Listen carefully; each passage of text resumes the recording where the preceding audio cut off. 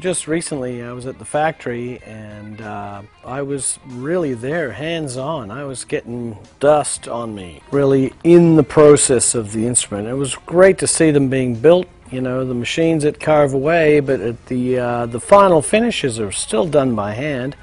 And, you know, it was great to get in there and really get the perfect neck for my playing taste and the perfect neck heel shape also to my taste. So I was very happy. And check out the footage in the factory. You'll see just how amazing the whole process is and how detailed.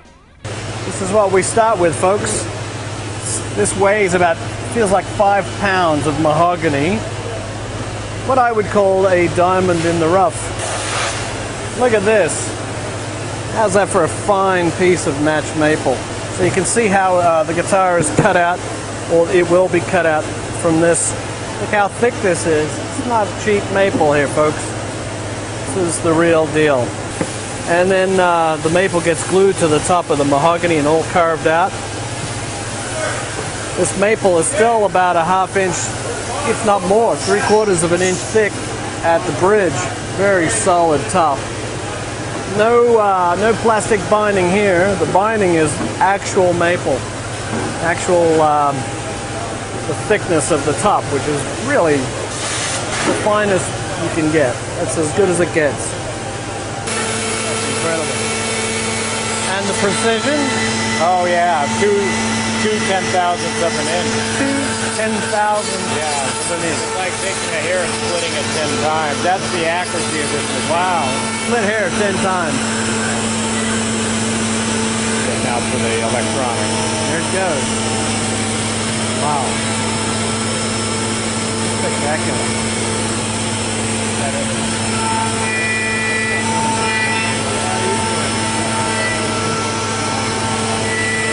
Okay, that was the back side that we did, right? Yes, So it's still got a bit of a lip on top. That'll come off in the next phase. Okay, amazing detail.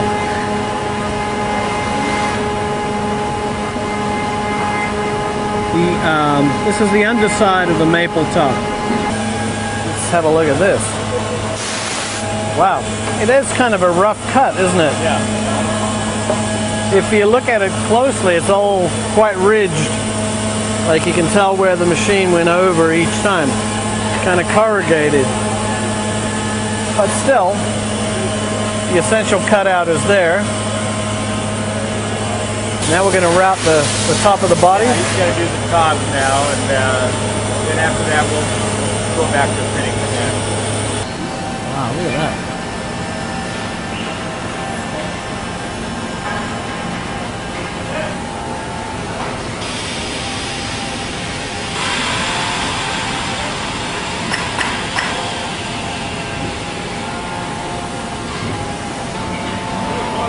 Here we go with the hollow sides.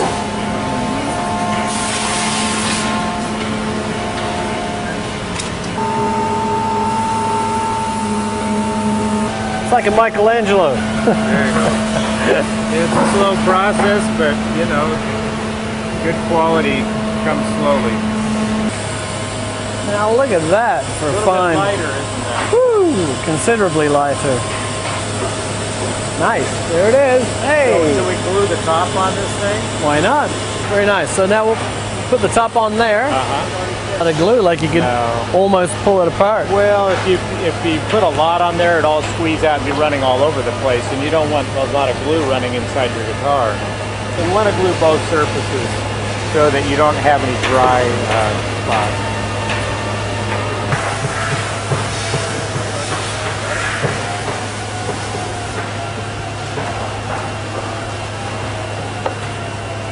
Yeah, that press puts down over 8,000 pounds. 8,000 pounds? Don't get your finger caught in there. It's after it comes off the squeeze. Well, then it gets loaded back into the other machine. And on the top cut out like this, with the F-holes and everything else. Right, to do all the ball ending, the routing for the neck, the holes, pickups. Right. Beautiful mother of pearl. No plastic here, folks. Around the edges. surprised how little glue there is. Yeah, you don't need a lot because, like I said, it's all going to go out anyhow, any excess. So you don't want to... Well, it's not that. It's just to maintain the strength and the integrity of the instrument. I'm surprised. Yeah, well, this the old days they had screws and stuff holding it in. Sure. But you have no screws there. It's actually stronger at the glue joint.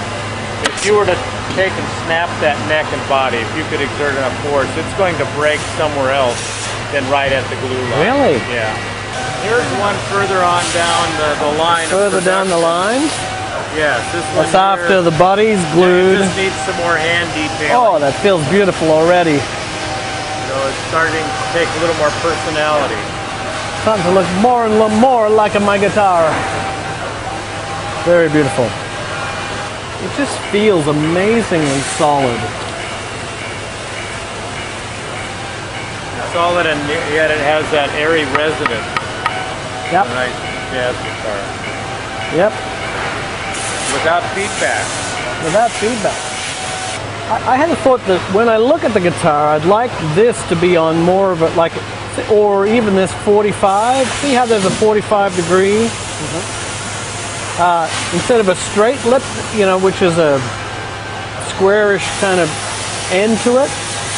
If it were to come back or be a little more graceful, that curve in there, instead of straight up, a bit more, I don't know how much wood we have here to play with, probably not a lot. Well, the only thing we could do is we could take this heel, drop it lower, and that will angle it more here and I here. see. That might be worth a try. I would love to see how that would, because, you know, it's very good where it is, but it could be angled a little bit more too. If that's what's going to help you get that slight angle on there as well. I think that's a great idea. Yeah, there's room to move it up just a little bit. All right. So get to exactly what you want, Frank.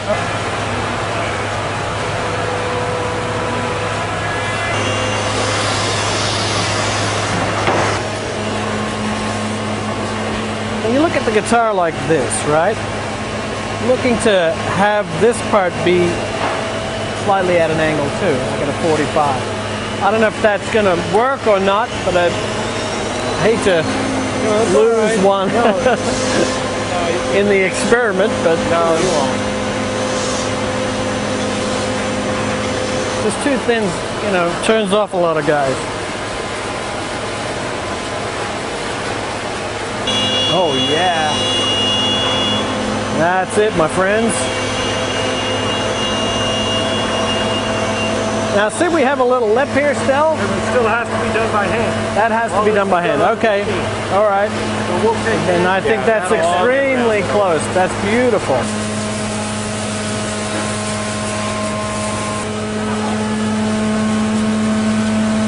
Fantastic. Beautiful, beautiful, beautiful. That cutaway is so sweet. Look at this. This is really one of the main features of my particular version of this guitar, is that the heel comes way, way, way down, and these cutaways are sort of on an angle. Very sexy, beautiful looking cutaway there, if you ask me. You can see the heel. It really comes right down to basically the last fret, or second to last fret. And we've come down even substantially further than that. Mark at Carvin was looking at me very strangely a lot of the time, going, "What do you mean? You want to take more off?" Yes, please take more off. We kept taking more and more wood off, until finally I just sat with one of the builders, and I said, "Okay, let's just get some sandpaper and a machine, and let's get it down to exactly where it needs to be." So now, this was the fourth prototype, and so I think the fifth version of the guitar will be the quintessential final version of the guitar. And it goes even further back than this. It's beautiful. I love to have just a absolutely free and clear playing surface. So there's no less rigidity or strength to the instrument because of the nature of the... There's a lot of wood at the end of this neck that goes under the pickup. It really is a very strong seal, a strong joint. Now that I'm with Carvin, I'm really excited about the potential, because these guys make a lot of great instruments. So I hope this is not the only one we designed together. You know, I hope that there's a lot more where this came from. So.